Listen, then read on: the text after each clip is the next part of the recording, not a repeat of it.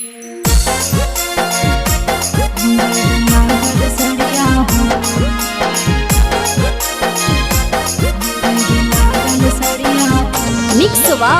Yadav films Bhojpuri Sonu Chamoli.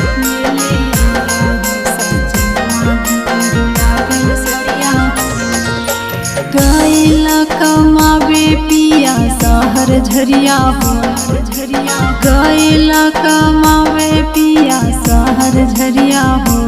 ले ले अइहा हो बालमुआ घुंघरू लागल सड़िया हो, ले ले अइहा हो बालमुआ घुंघरू लागल सड़िया हो। गैला कमावे पिया सहर झरिया हो, गैला कमावे पिया सहर झरिया हो। ले ले अइहा हो बालमुआ घुंघरू लागल सड़िया हो, ले ले अइहा हो सजनमा घुंघरू लागल सड़िया हो, लागल सड़िया हो। घुंघरू लागल सड़िया हो।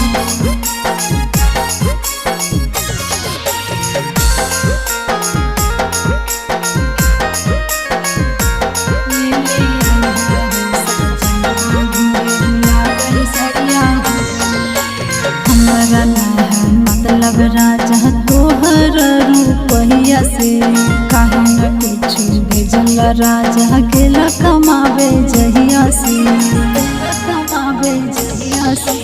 हमरा नया मतलब राजा तोहर रूपहिया से काहे न कुछ भेजल राजा गेला कमावे जहिया से।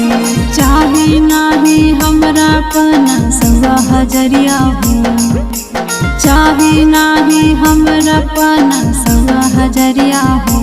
ले ले अइहा हो सजनमा घुंघरू लागल सड़िया हो, ले ले अइहा हो बालमुआ घुंघरू लागल सड़िया हो, लागल सड़िया हो। घुंघरू लागल सड़िया हो।